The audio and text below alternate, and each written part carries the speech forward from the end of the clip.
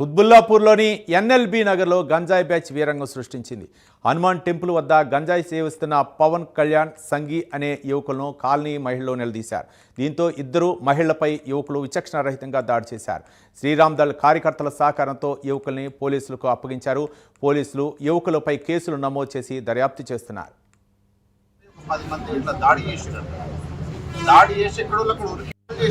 అందరికి కూడా మన ప్రైమరీ కాలేజ్ స్ట్రోలింగ్ స్టార్ట్ అయిందంటే మీరు భయంలో బతుకుతున్నారు.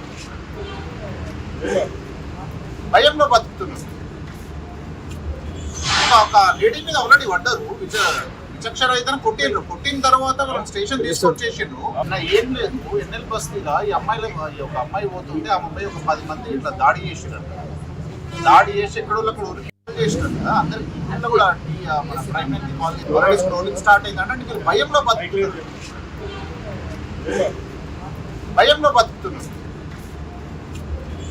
ఒక లేడీ మీద ఆల్రెడీ పడ్డారు, విచక్షణ కొట్టిన తర్వాత మనం స్టేషన్ తీసుకొచ్చేసిండ్రు.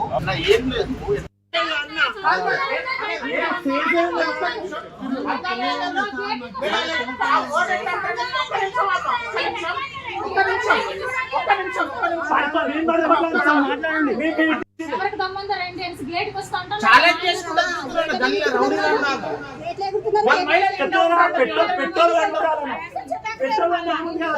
పంపిస్తాడు అంతా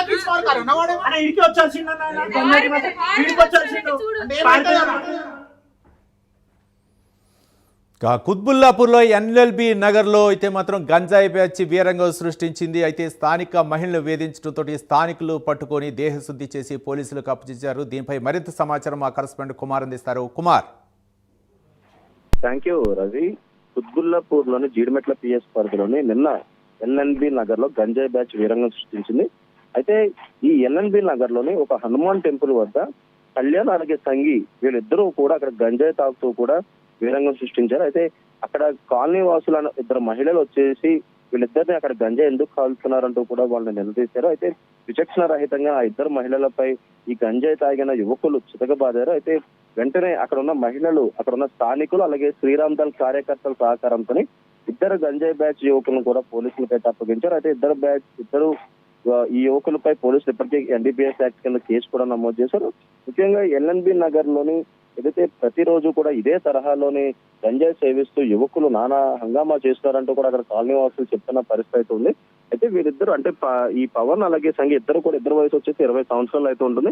వీళ్ళిద్దరూ కూడా తరచూ అక్కడ హనుమాన్ గుడి దగ్గర ఈ గంజాయి కాలుస్తుండడంతో కూడా మహిళలు ఏదైతే వాళ్ళని నిలదీశారో అయితే ఒక్కసారిగా కోపద్దుకులైన ఇద్దరు యువకులు కూడా ఆ మహిళలపై విచక్షణ రహితంగా అయితే దాడి చేశారు. వెంటనే అక్కడ ఉన్న స్థానికులు అప్రమత్తమయ్యి అలాగే శ్రీరామ్ దళ్ సంబంధించిన కార్యకర్తలు కూడా అక్కడ ఉండడంతో కూడా వెంటనే వాళ్ళ సహకారంతో ఈ ఇద్దరు యువకులను కూడా పట్టుకున్నారు.